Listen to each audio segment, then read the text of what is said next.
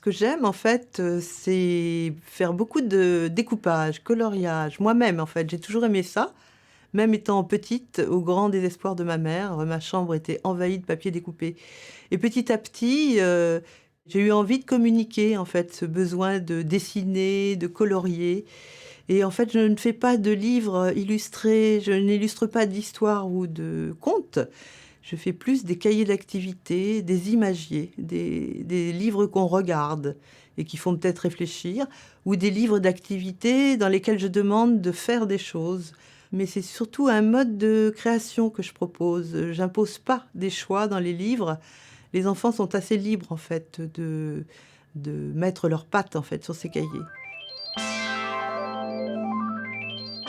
Lorsque je travaille pour les enfants, j'aime leur montrer des couleurs très vives. Des formes assez détourées, assez lisibles en fait. Je me perds pas dans les détails a priori et j'aime leur montrer des couleurs brutes, sans trop de nuances.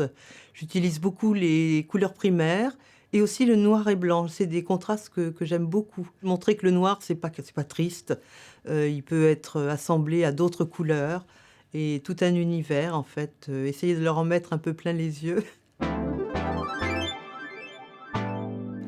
Alors, ce que j'aime quand je fais un livre ou un deuxième livre, parce que le premier ça paraît simple, c'est de trouver quand même une idée à chaque fois différente. J'aime pas refaire le même livre et j'aime, montrer une diversité d'images, beaucoup de diversité, pour qu'on reste pas dans un univers forcément enfantin d'ailleurs.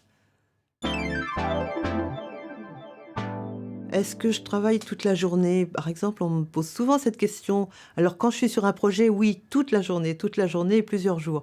En revanche, quand je suis en vacances, je ne pense jamais à mon travail. Ça paraît incroyable, mais j'aime, regarder autre chose, écouter les gens, voir, être attentive, Il me faut ces plages de récréation, en fait et je crois qu'après c'est porteur parce que je pense que les idées, elles viennent comme ça, de ne rien faire forcément.